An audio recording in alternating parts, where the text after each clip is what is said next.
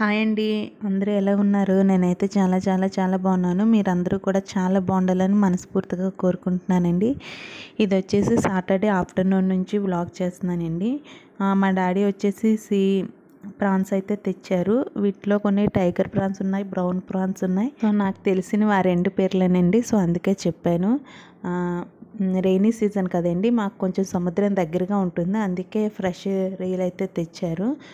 ఈ రొయ్యలు క్లీన్ చేసుకోవడం కూడా చాలా సింపుల్గానే ఉంటుందండి. ఈ ప్రాన్ పైన ఇలాగా చాక్తో కట్ చేస్తే అక్కడ బ్లాక్ది ఉంటుంది కదండి, అది తీసేయకపోతే నీచు స్మెల్ అయితే వస్తుందండి. మా డాడీ వచ్చేసి 2 kgs అయితే తెచ్చారు. కేజీ వచ్చేసి 450 రూపీస్ అయితే పడింది. సో 2 kg ప్రాన్స్ వచ్చేసి 900 రూపీస్ పడ్డాయండి. ప్రాన్స్ క్లీన్ చేసుకోవడం అయితే ఈజీయే, కానీ మనకు ఆ స్మెల్ అయితే చాలా దారుణంగా వస్తుంది. సో మన వాష్ చేసుకునేటప్పుడు హ్యాండ్స్ అనేవి చాలా నీట్గా వాష్ చేసుకోవాలండి, లేకపోతే నీచు స్మెల్ అనేది ఎక్కువగా ఉంటుంది. ఈ ప్రాన్స్ వల్ల యూజెస్ ఏంటంటే, ప్రాన్స్ వల్ల ప్రోటీన్ ఎక్కువ ఉంటుందండి. సో ప్రాన్స్లో మనకి ఒమేగా 3 ఫ్యాటీ యాసిడ్స్ కూడా ఎక్కువ వస్తాయి. Next iron rich diet, magnesium, calcium అన్నీ ఎక్కువగానే ఉంటాయండి. వైటమిన్ B12 కూడా ఎక్కువగా ఉంటుంది. సో మన డైలీ లైఫ్లో వీక్లీ 2-3 టైమ్స్ ప్రాన్స్ అయితే తీసుకోవచ్చు.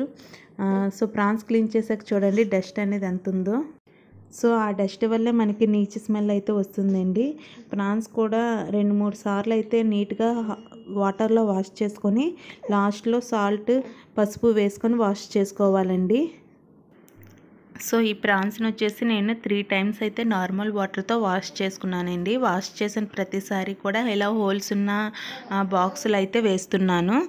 దీనివల్ల మనకి ఆ వాటర్ అనేది క్లీన్ అవుతుంది. సో మనకి ఆ నీచు స్మెల్ అనేది కూడా తగ్గిపోతుందండి. ఇలా నేను 3 టైమ్స్ అయితే దీన్ని వాష్ చేసుకున్నాను. సో వాష్ చేసుకుంటున్నప్పుడు కూడా బాగా పామి అయితే వాష్ చేసుకోవాలి అండి. ఎందుకంటే మనం బ్లాక్ది అవి తీసాం కదా, అవి ఎక్కడైనా ఉండిపోయే అవకాశం ఉంటుంది. సో అందుకే వాటిని బాగా పామి అయితే వాష్ చేసుకోవాలి. చూసారా, నేను 3 టైమ్స్ వాష్ చేసుకున్నాక ఎంత క్లియర్గా అయితే వచ్చాయో ప్రాన్స్ అనేవి. ఇప్పుడు బౌల్లో సాల్ట్ అండ్ పసుపు వేసి బాగా వాటిని ప్రాన్స్కి పట్టించి నేను వాష్ చేసుకుంటున్నానండి. ఈ వాష్ చేసుకున్న తర్వాత కూడా నేను ఆ డ్రైనర్లో పెట్టేసే ఉంచుతాను. ఒక 15 మినిట్స్ టు 30 మినిట్స్ అయితే డ్రైనర్లో ఉంచుతానండి. అప్పుడు మనకి ఆ వాటర్ అంతా డ్రైన్ అయిపోయి ప్రాన్స్ అయితే నీట్గా వాష్ అయిపోతాయండి. సో ఆ సాటర్డే లంచ్ వచ్చేసి మేము వైట్ రైస్, పప్పు and chicken fry, chicken curry అయితే చేస్తున్నామండి. లంచ్ చేసాక అయితే మేము షాపింగ్కి అయితే వెళ్ళాలనుకుంటున్నాము. ఎందుకంటే నా దగ్గర అయితే ఫీడింగ్ కుర్తీస్ అయితే లేవండి, తక్కువ ఉన్నాయి. సో వాటి కోసం వెళ్తున్నాను. అక్కడ సౌత్ ఇండియా షాపింగ్ మాల్ అండి, ఇది వచ్చేసి శ్రీకాకుళంలో ఉంటుంది. అక్కడ నేను నైట్ డ్రెస్సెస్ కూడా చూద్దాం అనుకుంటున్నాను. ఫీడింగ్ నైట్ డ్రెస్సెస్ అయితే అక్కడ లేవండి. అక్కడ నైట్ డ్రెస్సెస్ అయితే నాకు అంతగా ఏం నచ్చలేదు. బటన్స్ ఉన్నాయి కానీ నాకు అంతగా నచ్చలేదు. నెక్స్ట్ వచ్చేసి నేను ఫీడింగ్ కుర్తీస్ అయితే తీసుకున్నానండి. నాకు అయితే ఎల్ సైజ్ అయితే వచ్చేస్తుంది, కానీ నేను ఎక్సెల్ సైజ్ తీసుకున్నాను, ఎందుకంటే కంఫర్ట్గా ఉంటుందని. నెక్స్ట్ వీడియోలో మీకు నేను ఏమేమి తీసుకున్నాను అనేది కూడా క్లియర్గా చూపిస్తానండి. సౌత్ ఇండియాలో అయితే ఆఫర్స్ అయితే వీటి మీద అయితే ఏమీ లేవు, కానీ నాకైతే కొన్ని నచ్చినవి అయితే తీసుకున్నాను. ఫీడింగ్ కుర్తీస్ అయితే సౌత్ ఇండియాలో కొంచెం తక్కువే ఉన్నాయండి. వాటిలోనే నాకు నచ్చినవి అయితే నేను సెలెక్ట్ చేసుకున్నాను. ఈ కుర్తీస్ కూడా నాకైతే చాలా బాగా నచ్చాయండి, ఎందుకంటే కాస్ట్ కూడా కొంచెం తక్కువగానే ఉన్నాయి ఫీడింగ్ కుర్తీస్కి. ఇది వచ్చేసి నెక్స్ట్ సండే వ్లాగ్ అండి. ఎర్లీ మార్నింగ్ నుంచి వ్లాగ్ అయితే షూట్ చేస్తున్నాను.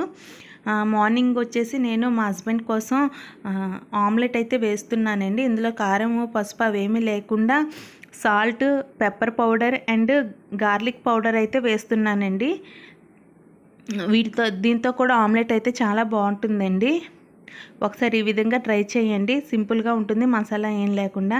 ఈ గార్లిక్ పౌడర్ వచ్చేసి మా అన్నయ్య US నుంచి అయితే తెచ్చాడండి. సో కొంచెం గార్లిక్ పౌడర్ కూడా వేసి బాగా మిక్స్ చేసాక నేను పెనం మీద అయితే వేస్తున్నాను.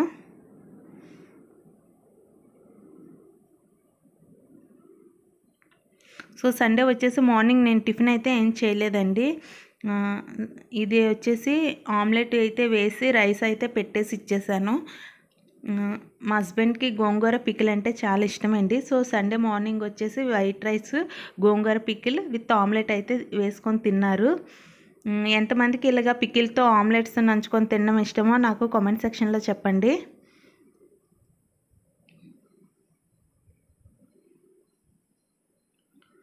సో వేడి అన్నంలో గోంగూర పికిల్ అయితే వేసుకొని ఆమ్లెట్ అయితే నంచుకొని తిన్నారండి సో మా హస్బెండ్ రోజు మార్నింగ్ వచ్చేసి పెరుగన్నం అయితే తింటారండి. కానీ ఆ రోజు సండే కదా ఇంట్లో ఉన్నారని స్పెషల్గా ఈ విధంగా చేసి ఇచ్చాను. నేను ప్రాన్స్ నైట్ కడిగి పెట్టుకున్నాను కదండి, అవి వచ్చేసి 47 ప్రాన్స్. నేను దానిని 3 భాగాలుగా చేసుకున్నానండి. 16 ప్లస్ 15 అయితే చేశాను. ఇప్పుడు వచ్చేసి ఒక బాక్స్లోనే తీసి నేను ప్రాన్స్ అనేది ఫ్రై చేస్తున్నానండి. ప్రాన్స్ ఫ్రై చేసుకోవడం కూడా ఇలా పాన్లో పెట్టుకొని ఫస్ట్ అయితే ప్రాన్స్ని అయితే వేసి అందులో నుంచి వాటర్ లీక్ అవుతుంది కదా, అదంతా ఎగిరిపోయినంత వరకు అయితే ఉంచాలండి. నెక్స్ట్ ఆయిల్, సాల్ట్ అండ్ కొంచెం పసుపు వేసుకొని బాగా ఫ్రై చేసుకోవాలి. ఆ వాటర్ అంతా ఎగిరిపోకపోతే మనకి ప్రాన్స్లో నీచు స్మెల్ ఉంటుంది కదండి, అదైతే వస్తుంది. అదంతా ఎగిరిపోయినంత వరకు ఫ్రై చేసుకుంటే మనకి ప్రాన్స్ కూడా చాలా బాగుంటాయి. ఇది వచ్చేసి నేను ఈరోజు prawn pulao and chicken curry చేద్దాం అనుకుంటున్నానండి. చికెన్ జాయింట్స్ ఉన్నాయి అండ్ కొన్ని పీసెస్ వేసుకొని నేను చికెన్ని మ్యారినేట్ చేసేసుకొని ఉంచేసుకుంటున్నాను. సో దానికోసం ఫస్ట్ చికెన్ బాగా వాష్ చేసుకొని చికెన్లో ఫస్ట్ సాల్ట్ అయితే వేసుకొని బాగా చికెన్కి పట్టించేలా చూసుకుంటున్నానండి. నెక్స్ట్ వచ్చే మసాలా అవన్నీ బాగా పడతాయని నెక్స్ట్ పసుపు, కారం, అందులోనే కొంచెం పెరుగు వేసుకొని చికెన్కి బాగా పట్టిస్తున్నానండి. సో ఇలా చికెన్ ఒక 5 మినిట్స్ ఇలా మ్యారినేట్ చేస్తే బాగా కలుపుకుంటే మనకి ఆ మసాలా అనేది లోనకి వెళ్తే మంచి టేస్ట్ అయితే వస్తుందండి. ఈ విధంగా ఒకసారి ట్రై చేయండి. నెక్స్ట్ వచ్చేసి ప్రాన్ పులావ్ కోసం నేను ఆనియన్స్, పచ్చిమిర్చి అండ్ టొమాటోస్ అయితే కట్ చేసుకుంటున్నాను. ఈ ప్రాన్స్ పులావ్ అనేది 10 మినిట్స్లో అయిపోతుందండి. మనం ఆల్రెడీ క్లీన్ చేసుకొని పెట్టేసుకున్నాము. దాని తర్వాత ఫ్రై చేసి పెట్టేసుకున్నాం కదా, కరెక్ట్గా 10 మినిట్స్లో ప్రాన్ పులావ్ అయితే మనం రెడీ చేసుకోవచ్చండి. ఎవరైనా గెస్ట్స్ వచ్చినప్పుడు వెంటనే చేసుకోవాలనుకుంటే ఈ విధంగా ఒకసారి ట్రై చేయండి.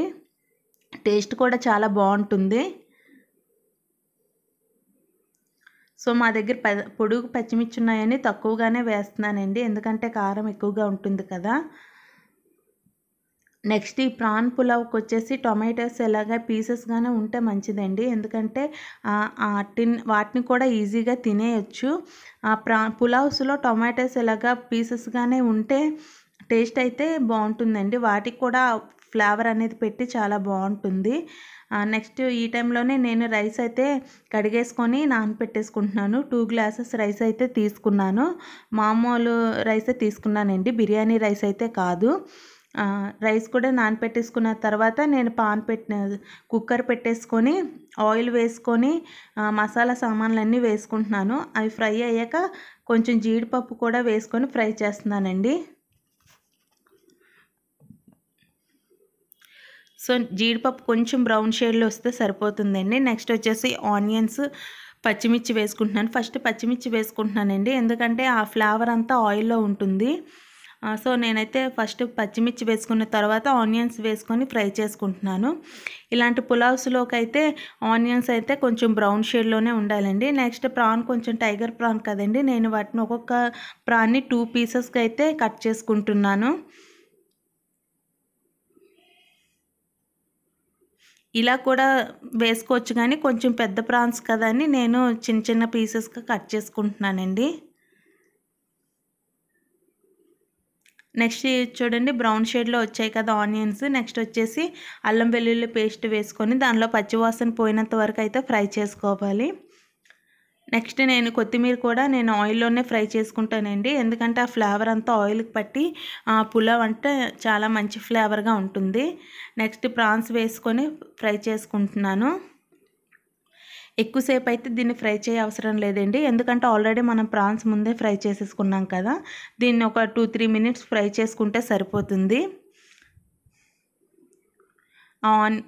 నెక్స్ట్ వచ్చేసి నేను పసుపు అయితే వేసుకొని ఫ్రై చేస్తున్నానండి.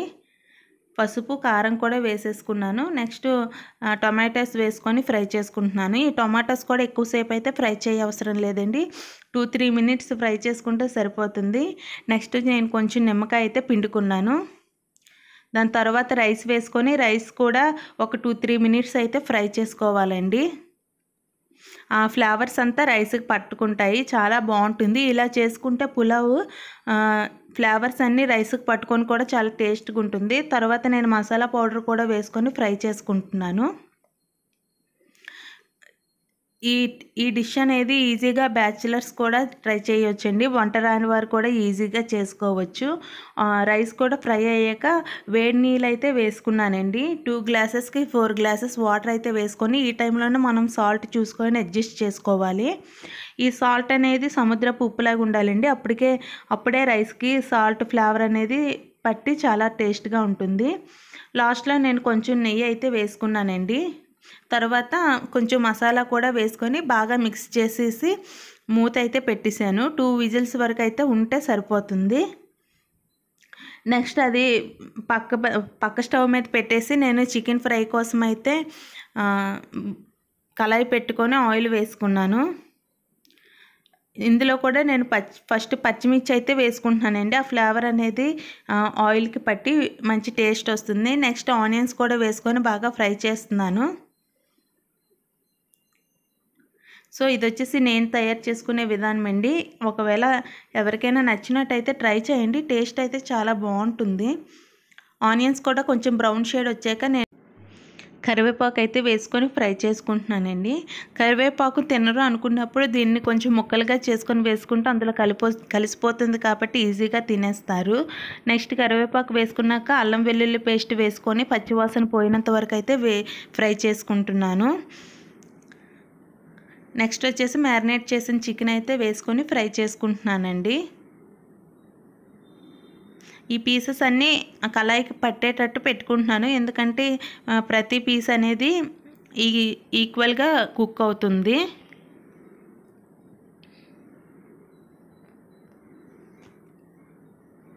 సో బ్యాచిలర్స్ కూడా ఈజీగా ఈ డిష్ అయితే చేసుకోవచ్చండి. ఒకసారి ఇంట్లో ట్రై చేయండి.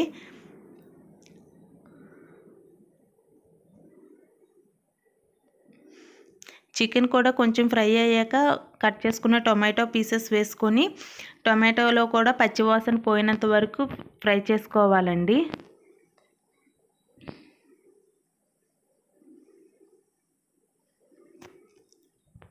సో ఆయిల్ పైకి తేలుతుందనే టైంలో మనకు కావలసిన వాటర్ పోసేసుకుంటే సరిపోతుంది.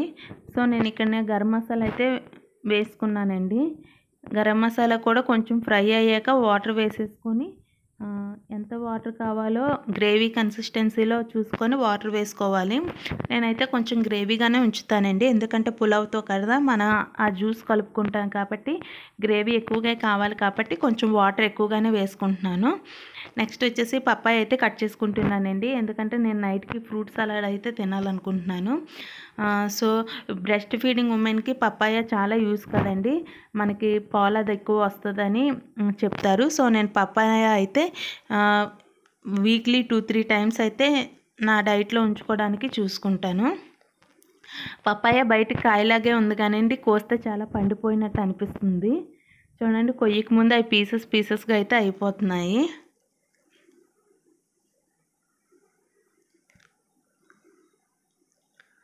సో చికెన్ గ్రేవీ దగ్గర పడే టైంలో నేను కొత్తిమీర వేసుకొని ఒక 2-3 మినిట్స్ అయితే కుక్ చేసుకొని వదిలేస్తానండి. కొత్తిమీర కూడా కుక్ అయ్యాక ఫ్లేవర్ అంతా మనకి కర్రీకి వస్తుంది కాబట్టి 2-3 మినిట్స్ అయితే కొత్తిమీరని అయితే వేసి కుక్ చేస్తానండి. చాలామంది కొత్తిమీర వేసుకున్న తర్వాత వెంటనే దించేస్తారు కదా, నాకు అలా నచ్చదు. సో ఇప్పుడు పులావ్ అయితే ఓపెన్ చేస్తున్నాను. చూడండి ఎంత పొడి పొడిగా వచ్చిందంటే చాలా పొడి పొడిగా వచ్చి ఎక్కడైతే కింద వరకు కూడా కలిపి చూపిస్తున్నాను చూడండి, ఎక్కడైతే అడుగు అయితే పట్టలేదు. ఈ ఫ్లేవర్ వల్ల ఆ ప్రాన్ వల్ల రైస్ మొత్తానికి ఫ్లేవర్ వచ్చి చాలా టేస్ట్ అయితే ఉందండి.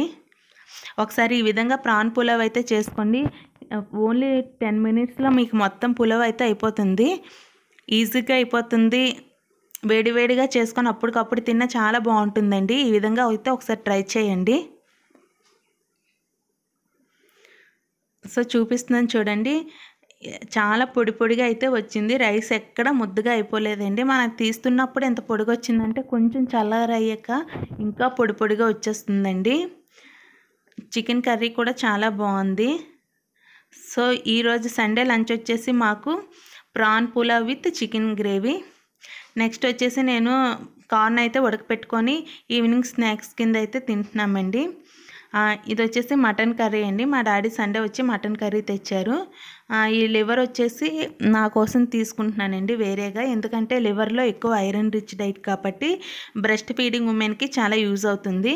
అదేవిధంగా ప్రెగ్నెన్సీ టైంలో కూడా మనం లివర్ తింటే మనకి ఐరన్ అనేది ఎక్కువ వస్తుందండి. సో నేను ఇవన్నీ బాక్సెస్లో వేసుకొని ఫ్రీజర్లో పెట్టేసుకుంటున్నాను.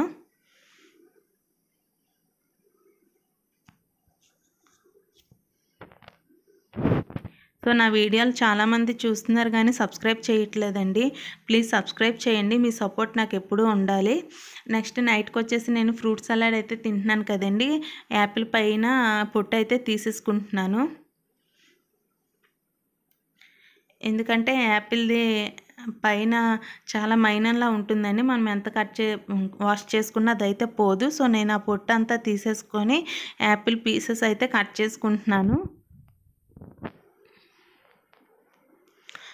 ఎప్పుడైనా హెవీ డైట్ తిందాం అనుకున్నప్పుడు, బిర్యానీ పులావ్ సర్వ్ చేసుకోండి అనుకున్నప్పుడు మార్నింగ్ నైట్ నేను లైట్ మీల్ అయితే తీసుకుంటాను. సో మార్నింగ్ వచ్చేసి నేను ఓట్స్ తీసుకున్నాను, ఆఫ్టర్నూన్ పులావ్ తిన్నాను, నైట్కి వచ్చేసి ఫ్రూట్ సలాడ్ అయితే తింటున్నానండి. ఈ విధంగా చేస్తే మనకి హెవీగా అనిపించదు, మనకి ఇష్టమైన ఫుడ్ కూడా తింటున్నట్టు ఉంటుంది. మెయిన్లీ బ్రెస్ట్ ఫీడింగ్ ఉమెన్స్ ఎక్కువ వెయిట్ అయితే గెయిన్ అవుతారు కదండి. ఈ విధంగా తినడం వల్ల మనకి వెయిట్ అనేది కూడా ఎక్కువగా గెయిన్ అవ్వము. ఎవరికైనా డైట్ రెసిపీస్ కావాలంటే నాకు కామెంట్ సెక్షన్లో చెప్పండి, ఖచ్చితంగా చేస్తాను. మెయిన్లీ బ్రెస్ట్ ఫీడింగ్ ఉమెన్ ఏ విధంగా మిల్క్ ఎక్కువ ప్రొడ్యూస్ చేసుకోవాలి, మనం వెయిట్ అనేది అవ్వకుండా ఎలా హెల్తీగా ఉండాలనేది కూడా నేను నెక్స్ట్ వీడియోలో చెప్తానండి. ఇదేంటి వీడియో కనుక మీకు నచ్చినట్టయితే లైక్ చేయండి. నేను ఎటువంటి వీడియోస్ చేయాలనుకుంటున్నానో కామెంట్ బాక్స్లో చెప్పండి. ఎవరికైనా యూస్ఫుల్ అనుకుంటే షేర్ చేయండి. Please subscribe my channel. Thanks for watching.